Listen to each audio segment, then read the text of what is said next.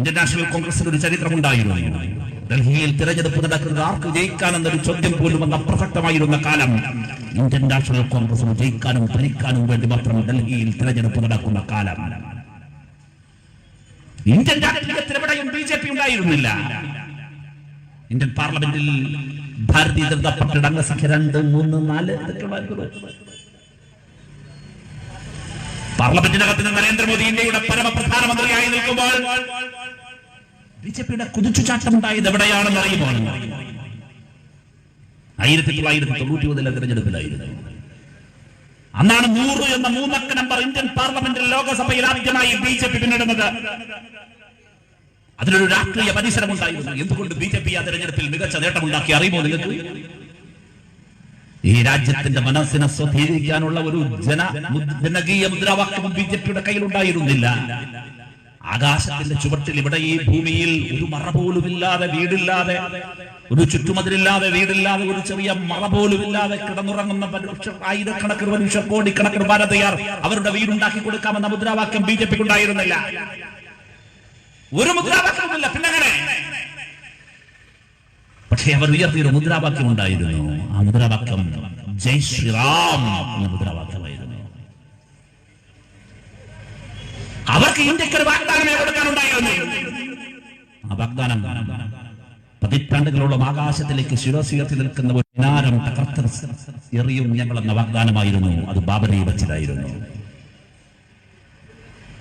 രാമജന്മഭൂമി പ്രശ്നം ആളിക്കത്തിച്ചാണ് ഇന്ത്യൻ രാഷ്ട്രീയത്തിൽ BJP ചരിത്രത്തിൽ ആദ്യമായി ഒരു വലിയ നേട്ടമുണ്ടാകുന്നത്. രാമജന്മഭൂമി പ്രശ്നമില്ലായിരുന്നുവെങ്കിൽ, ബാബറി പ്രശ്നമില്ലായിരുന്നുവെങ്കിൽ, അയോധ്യയിലായിരുന്നെങ്കിൽ നിസ്സംശയം പറയാം ഇന്നത്തെ പ്രധാനമന്ത്രിയുടെ പേര് മോദിയാകില്ല, ഇന്നത്തെ പ്രസിഡന്റ് രാംനാഥ് കോവിന്ദാവില്ല, ഇന്ത്യയുടെ ഇന്നത്തെ ഭരണം BJPക്കുമാകില്ല.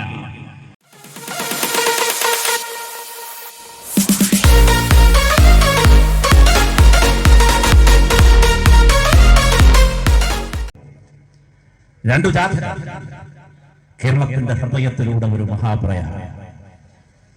എല്ലാം തകർന്നുപോയി. ഇടതുപക്ഷം തകർന്നുപോയി.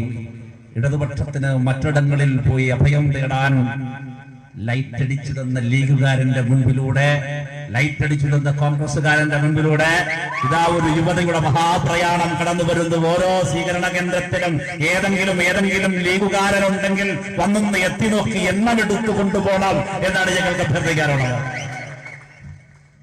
രാഷ്ട്രീയം അതിസങ്കീർണമായി മാറിയ ഒരു കാലം. നാളത്തെ ഇന്ത്യ എങ്ങനെയായിരിക്കുമെന്ന് ആർക്കും നിർവചിക്കാനാകാത്ത ഒരു കാലം. ആരും സുരക്ഷിതരല്ലാത്ത ഒരു ഇന്ത്യ. ലോകത്തിലെ ഏറ്റവും വലിയ ജനാധിപത്യ രാഷ്ട്രം ആശങ്കകളുടെ നടുക്കടലിൽ നിൽക്കുന്ന ഒരു കാലത്ത് ഡിവൈഎഫ്ഐ എന്ന ഇന്ത്യയിലെ ഏറ്റവും വലിയ യുവജന പ്രസ്ഥാനം കേരളത്തിലെ 1.5 കോടി അംഗങ്ങളുള്ള യുവതി യുവാക്കളെ കോർത്തിണക്കിയ ഒരു മഹാപ്രസ്ഥാനം ഈ ഓഗസ്റ്റ് 15-ന് കേരളത്തിന്റെ എല്ലാ ജില്ലാ കേന്ദ്രങ്ങളിലും യൂത്ത് ഫെസ്റ്റിവൽ സംഘടിപ്പിക്കുകയാണ്. മുദ്രാവാക്യം ലളിതമാണ്. വർഗീയത വേണ്ട, ജോലി മതി. ഇതാണ് മുദ്രാവാക്യം. നോക്കൂ പ്രിയപ്പെട്ടവരെ, ഈ രാജ്യത്തിന്റെ അവസ്ഥയെന്ന് നിങ്ങൾ കരുതുന്നുണ്ടോ വർഗീയത വെറുതെ വരുന്നതാണെന്ന്? 1991 തിരഞ്ഞെടുപ്പിലാണ് ഇന്ത്യൻ പാർലമെന്റിൽ ഭാരതീയ ജനതാ പാർട്ടി ഏറ്റവും അധികം അംഗസംഖ്യയിലേക്ക് കുതിച്ചുയരുന്നത്. 100 എന്ന മാന്ത്രിക നമ്പർ BJP ഇന്ത്യൻ പാർലമെന്റിൽ കിടക്കുന്നത് 91 തിരഞ്ഞെടുപ്പിലാണ്. ഇന്ത്യൻ നാഷണൽ കോൺഗ്രസ് ഇന്ന് രാഷ്ട്രീയ വനവാസത്തിന് പോകുന്ന രാഹുൽ ഗാന്ധിയെ കുറിച്ച് സഖാവ് ജയ്ക്ക് ഇവിടെ പരാമർശിക്കുമ്പോൾ ഇന്ത്യൻ നാഷണൽ കോൺഗ്രസിന് ഒരു ചരിത്രമുണ്ടായിരുന്നു. ഡൽഹിയിൽ തിരഞ്ഞെടുപ്പ് നടക്കുന്നത് ആർക്ക് ജയിക്കാനെന്നൊരു ചോദ്യം പോലും അന്ന് അപ്രസക്തമായിരുന്ന കാലം. ഇന്ത്യൻ നാഷണൽ കോൺഗ്രസിന് ജയിക്കാനും ഭരിക്കാനും വേണ്ടി മാത്രം ഡൽഹിയിൽ തിരഞ്ഞെടുപ്പ് നടക്കുന്ന കാലം. ഇന്ത്യൻ രാഷ്ട്രീയത്തിൽ എവിടെയും BJP ഉണ്ടായിരുന്നില്ല. ഇന്ത്യൻ പാർലമെന്റിൽ ഭാരതീയ ജനതാ പാർട്ടിയുടെ അംഗസംഖ്യ 2, 3, 4 ഇതൊക്കെയുള്ളായിരുന്നു. പാർലമെന്റിനകത്ത് നരേന്ദ്രമോദി ഇന്ത്യയുടെ പരമപ്രധാനമന്ത്രിയായി നിൽക്കുമ്പോൾ BJPയുടെ കുതിച്ചുചാട്ടം ഉണ്ടായത് എവിടെയാണെന്ന് അറിയുമ്പോൾ 1991 തെരഞ്ഞെടുപ്പിലായിരുന്നു. അന്നാണ് 100 എന്ന 3 നമ്പർ ഇന്ത്യൻ പാർലമെന്റിൽ ലോകസഭയിൽ ആദ്യമായി BJP പിന്നിടുന്നത്. അതിലൊരു രാഷ്ട്രീയ പരിസരമുണ്ടായിരുന്നു. എന്തുകൊണ്ട് BJP ആ തെരഞ്ഞെടുപ്പിൽ മികച്ച നേട്ടമുണ്ടാക്കി അറിയുമോ നിങ്ങൾക്ക്? ഈ രാജ്യത്തിന്റെ മനസ്സിനെ സ്വാധീനിക്കാനുള്ള ഒരു ജനകീയ മുദ്രാവാക്യം ബിജെപിയുടെ കയ്യിലുണ്ടായിരുന്നില്ല. ആകാശത്തിന്റെ ചുവട്ടിൽ ഇവിടെ ഈ ഭൂമിയിൽ ഒരു മറ പോലുമില്ലാതെ, വീടില്ലാതെ, ഒരു ചുറ്റുമതിലില്ലാതെ, വീടില്ലാതെ, ഒരു ചെറിയ മറ പോലുമില്ലാതെ കിടന്നുറങ്ങുന്ന ആയിരക്കണക്കിന് മനുഷ്യർ, കോടിക്കണക്കിന് ഭാരതീയർ അവരുടെ വീടുണ്ടാക്കി കൊടുക്കാമെന്ന മുദ്രാവാക്യം ബിജെപിക്ക് ഉണ്ടായിരുന്നില്ല. ഒരു മുദ്രാവാക്യമില്ല. പിന്നെ അങ്ങനെ പക്ഷേ അവർ ഉയർത്തിയൊരു മുദ്രാവാക്യം ഉണ്ടായിരുന്നു. ആ മുദ്രാവാക്യം ജയ് ശ്രീറാം എന്ന മുദ്രാവാക്യമായിരുന്നു. അവർക്ക് ഇന്ത്യക്ക് ഒരു വാഗ്ദാനമേ കൊടുക്കാനുണ്ടായിരുന്നു. ആ വാഗ്ദാനം പതിറ്റാണ്ടുകളോളം ആകാശത്തിലേക്ക് ശിരസുയർത്തി നിൽക്കുന്ന ഒരു മിനാരം എറിയും ഞങ്ങൾ എന്ന വാഗ്ദാനമായിരുന്നു. അത് ബാബറി വച്ചതായിരുന്നു. രാമജന്മഭൂമി പ്രശ്നം ആളിക്കത്തിച്ചാണ് ഇന്ത്യൻ രാഷ്ട്രീയത്തിൽ ബിജെപി ചരിത്രത്തിൽ ആദ്യമായി ഒരു വലിയ നേട്ടമുണ്ടാകുന്നത്. രാമജന്മഭൂമി പ്രശ്നമില്ലായിരുന്നുവെങ്കിൽ, ബാബറി പ്രശ്നമില്ലായിരുന്നുവെങ്കിൽ, അയോധ്യയിലായിരുന്നെങ്കിൽ നിസ്സംശയം പറയാം ഇന്നത്തെ പ്രധാനമന്ത്രിയുടെ പേര് മോദിയാകില്ല, ഇന്നത്തെ പ്രസിഡന്റ് രാംനാഥ് കോവിന്ദാവില്ല, ഇന്ത്യയുടെ ഇന്നത്തെ ഭരണം ബിജെപിക്കുമാകില്ല. വർഗീയതയിലായിരുന്നു അവർ അഭയം പ്രാപിച്ചത്.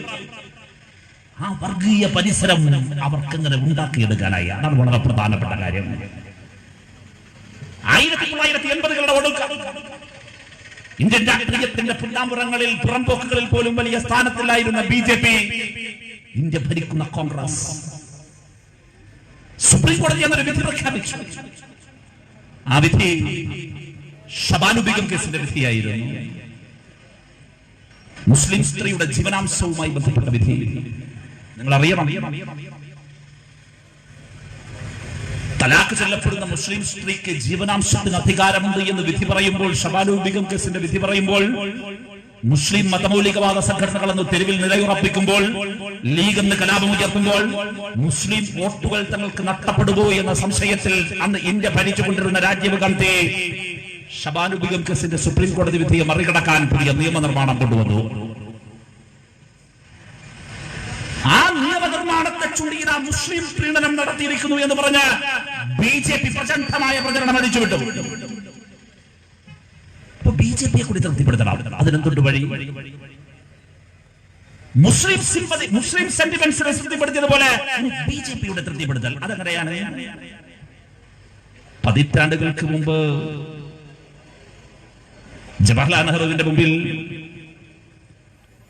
ഉയർന്ന പോലീസ് ഓഫീസർ വന്ന് പറഞ്ഞു, സരയുവിന്റെ തീരത്തെ ഒരു പള്ളി, ബാബറി പള്ളിക്കകത്ത് ഒരു രാമവിഗ്രഹം കണ്ടെത്തിയിരിക്കുന്നു എന്നറിയിച്ചപ്പോൾ ആ രാമവിഗ്രഹത്തെ സരയുവിലേക്ക് വലിച്ചെറിയൂ, ആ പള്ളി പൊട്ടിയെടുക്കൂ എന്ന് വിളിച്ചു പറഞ്ഞു. RSSന്റെ താല്പര്യത്തിന് വഴങ്ങി രാജീവ് ഗാന്ധി ബാബറി മസ്ജിദ് RSSന്റെ ആരാധനയ്ക്ക് തുറന്നു കൊടുത്തു. നിങ്ങൾ നോക്കൂ, ഈ രാഷ്ട്രീയ സാഹചര്യത്തിൽ നിന്നുകൊണ്ടായിരുന്നു ബിജെപി 91-ലെ തിരഞ്ഞെടുപ്പിന്റെ പ്രാരംഭ നടപടികളിലേക്ക് കടക്കുന്നത്. ബിജെപി ഭരിച്ചുകൊണ്ടിരിക്കുന്ന സന്ദർഭത്തിലാണ്, കോൺഗ്രസിന്റെ ഭരിച്ചുകൊണ്ടിരിക്കുന്ന സന്ദർഭത്തിലാണ് ഇന്ത്യയുടെ ഔദ്യോഗിക വാർത്താ ഏജൻസിയും ടെലിവിഷനുമായ ദൂരദർശൻ വഴി കടന്നു വരുന്നത് രാമായണം, മഹാഭാരതം. ഇന്ത്യയുടെ ഔദ്യോഗികമായ വാർത്താ ഏജൻസി വഴി രാമായണവും മഹാഭാരതവും. അതിന്റെ ഭരിക്കുന്നത് കോൺഗ്രസ് അല്ല, ഇത് ബിജെപി അല്ല, കോൺഗ്രസ് ആണ്. 1989 ബാബറി മസ്ജിദിന്റെ നിലനിൽക്കുന്നിടത്ത് അവിടെ ശില പാകാൻ വേണ്ടി തീരുമാനിച്ചു, ശിലയിടാൻ തീരുമാനിച്ചു. ക്ഷേത്രത്തിന് ശിലയിടാൻ വേണ്ടി പോകുമ്പോ അതിന് സർവ്വസന്നാഹവും ഒരുക്കി കാവൽ നിന്ന സംഘടനയുടെ പേര് ബിജെപി എന്നല്ല. അന്ന് ഭരണത്തിൽ കേന്ദ്രത്തിൽ ബിജെപി അല്ല. ഓർക്കണം, ബാബറി മസ്ജിദിരിക്കുന്നിടത്ത് അനധികൃതമായി അതിക്രമിച്ചു കയറി രാമക്ഷേത്രത്തിന് ശിലപാകാൻ ബിജെപി വരുമ്പോൾ ബിജെപിയുടെ ആ വിധ്വംസക പ്രവർത്തനത്തിന് കാവൽ നിൽക്കാൻ ഡൽഹിയിൽ ഉണ്ടായിരുന്ന ഭരണകൂടത്തിന്റെ പേര് ബിജെപിയുടേതല്ല, മറിച്ച് കോൺഗ്രസിന്റേതാണ്, രാജീവ് ഗാന്ധിയുടേതാണ്. എതിർത്താൽ ഹിന്ദുക്കളെതിരാകുമോ എന്നായിരുന്നു. വർഗീയതയുടെ മുമ്പിൽ എന്നും സമരസപ്പെട്ട ചരിത്രമായിരുന്നു കോൺഗ്രസിനുണ്ടായിരുന്നത്.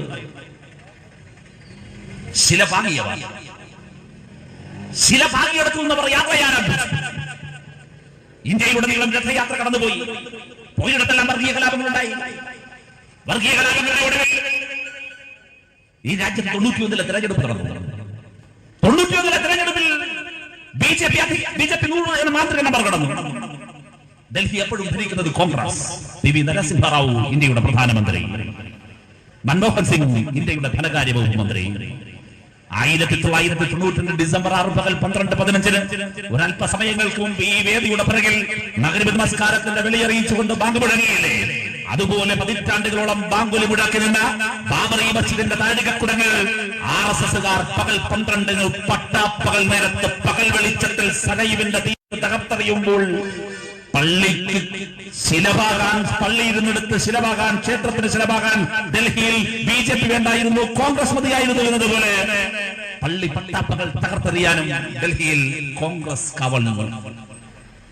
ഞാൻ ചോദിക്കുന്നൊരു ചോദ്യം, വർഗീയതയുടെ മുമ്പിലെ ഈ സമരസപ്പെടലല്ലേ ബിജെപി ഇന്ത്യയിൽ വളർത്തിയത്? നിങ്ങൾ ശക്തരായിരുന്നു, കോൺഗ്രസ് സർവശക്തരായിരുന്നു. വർഗീയതക്കെതിരെ ഞങ്ങൾ യുദ്ധം പ്രഖ്യാപിക്കുന്നു എന്ന് പറയാൻ നെഹ്റുവിനു ശേഷം തലയെടുപ്പുള്ള ഒരു കോൺഗ്രസുകാരനും തന്റെ ഇടമുണ്ടായിട്ടില്ല.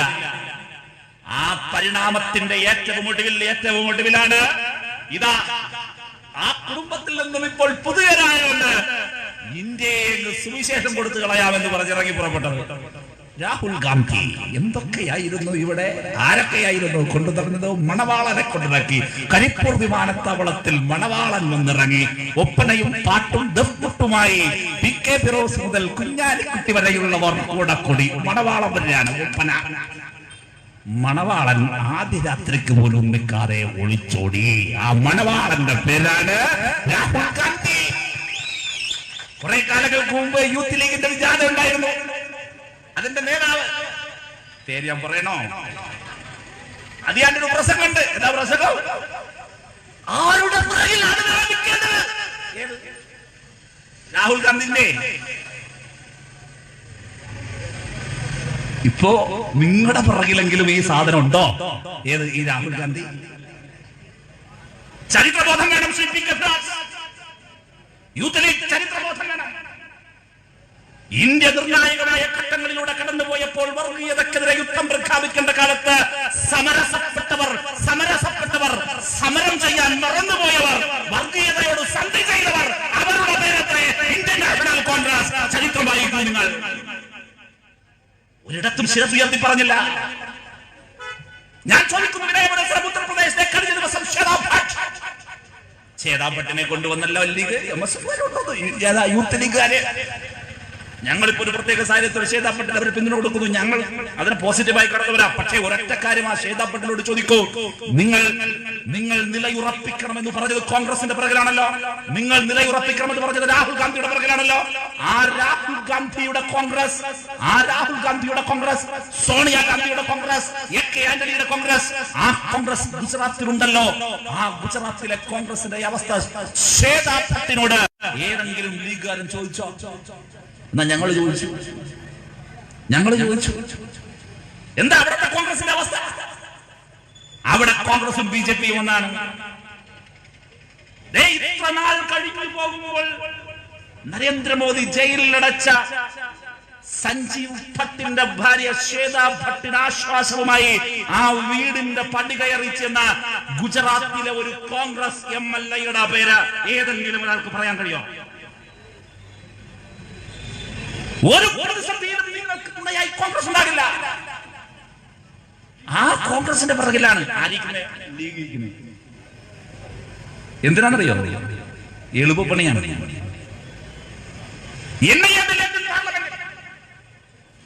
ഇന്ത്യൻ പാർലമെന്റ് വന്നപ്പോ എന്തേ സാഹിബ് വോട്ട് ചെയ്യാത്ത പത്രക്കാർ ചോദിച്ചപ്പോ ET മുഹമ്മദ് ബഷീർ പറഞ്ഞു, നമ്മള് NIA ബില്ലിനെതിരെ വോട്ട് ചെയ്താല് ഞങ്ങളൊക്കെ മുസ്ലിങ്ങളായോണ്ട് ഞങ്ങളുടെ ദേശസ്നേഹത്തെ സംശയിക്കും.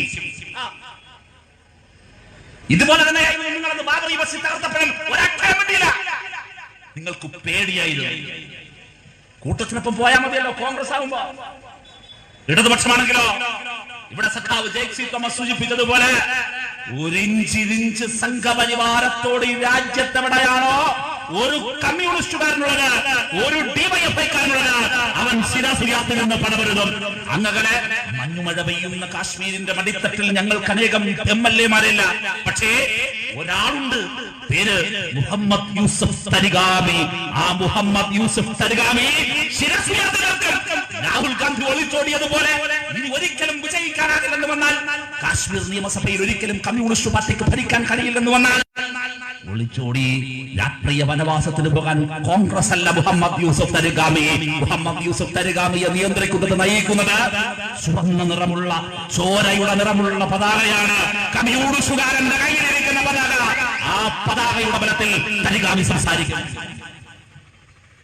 തോക്കുകളുടെ നടുവിൽ മതതീവ്രവാദികളുടെ ഭീഷണത്തിന്റെ നടുവിൽ യൂസഫ് തരിഗാമി. ഹിമാചൽ നിയമസഭയിൽ കമ്മ്യൂണിസ്റ്റ് പാർട്ടി ഓഫ് ഇന്ത്യ മാർക്സിസ്റ്റിന്റെ ഇടതുപക്ഷത്തിലുള്ളത് ഒരൊറ്റ MLA-യാണ്. തിയോഗു മണ്ഡലത്തിൽ നിന്നും വിജയിച്ചു പോയ രാജേഷ് സിംഗ്. നിങ്ങൾ ശ്രദ്ധിച്ചേയും, ഭരണമുള്ളിടത്ത് പോലും നിങ്ങൾ ശ്രദ്ധിച്ചേയും, ഞങ്ങൾ ഒരാൾ ഒറ്റക്ക് നിന്ന് പൊരുതും. കാരണം നിങ്ങൾ വലതുപക്ഷവും ഞങ്ങൾ ഇടതുപക്ഷവുമാണ്.